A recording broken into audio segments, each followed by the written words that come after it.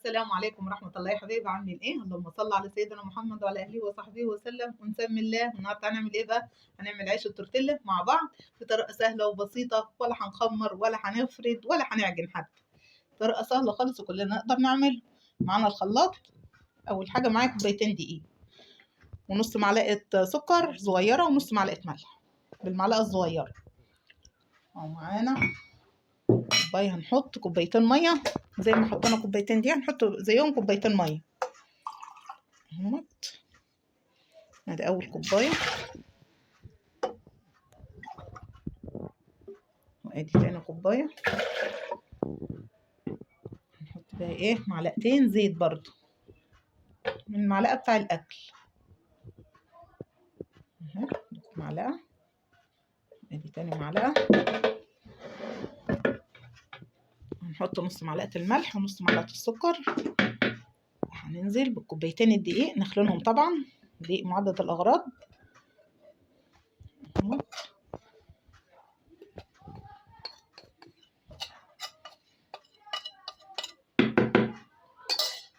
هنضرب دولت في الخلاط كده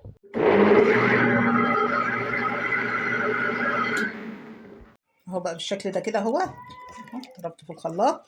هصفيه بقى، هصفيه برضو لو يكون في اي تكتلات ولا حاجه برضو اهوت، عشان يبقى الخليط معايا ناعم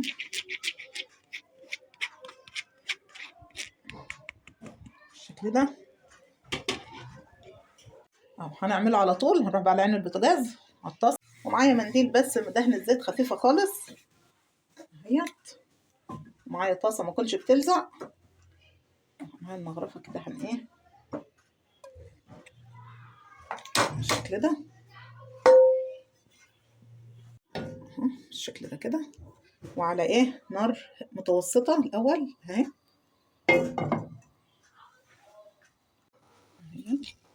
نقلبها على الوش التاني كده، وتشمع من الناحيه التانيه كده، بقلبها على الوش ده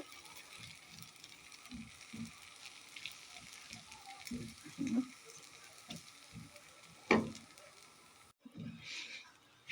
نقلبه من هنا ومن هنا كده، ونطلعه على فوطه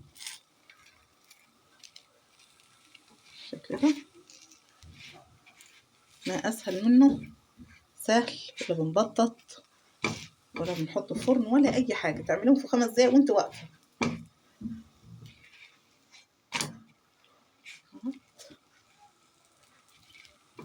خليكي تقلبي من الناحيه دي ومن الناحيه دي كده.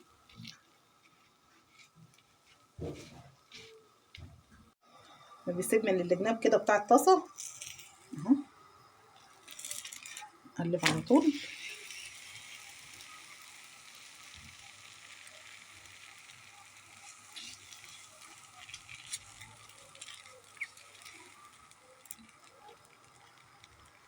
نعمل واحد كمان مع بعض.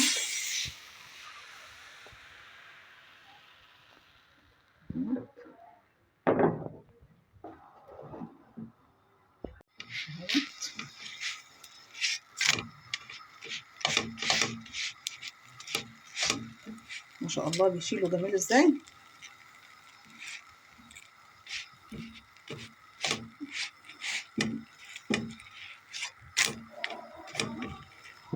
اهوت هخلصه كله بقى بالشكل ده كده. واهم حاجه نغطيه بالفوطه كده على طول. اول ما نطلعها، اول واحده بنطلعها بنغطيه، تحط الواحده وتغطيه عشان يبقى طري اهوت. خلصت اهوت، ما شاء الله جميل. شوفوا الجمال والحلاوه، بصوا طري، ولا بططنا ولا عجنا ولا خمرنا. بصوا ما اجمل من كده. بصوا بقى حاجه جميله. انا بقى هحشي سجق النهارده معايا، انت تحشي اي حاجه اللي انت عايزاه زي ما انت عايزه احشي على الوش ده كده. ما شاء الله حلو. انا عندي بقى، كان عندي نص كيلو سجق كده، حطيت بصلتين وطماطمتين وقرنين شطه، جيت ايه دبلهم في بعضهم كده، وهحشي بيهم اللي انت عايزاه احشيه كمان حبه كده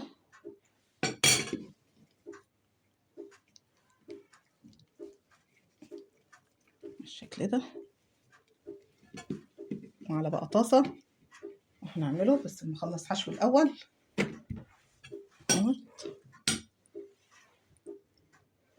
مش عايزة تحشيه وعايزة برضو تاكلوه كده جميل.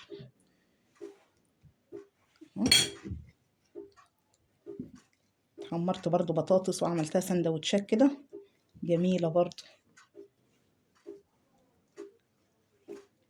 ما شاء الله العيش ده ايه تحفة. انا من جماله بقى عملت كمان كوبايتين. انا عملت كوبايتين صورتهم وعملت ايه ضعفت الكمية. بصراحة سهل وجميل. لما اعمل كمان كوبايتين بقى.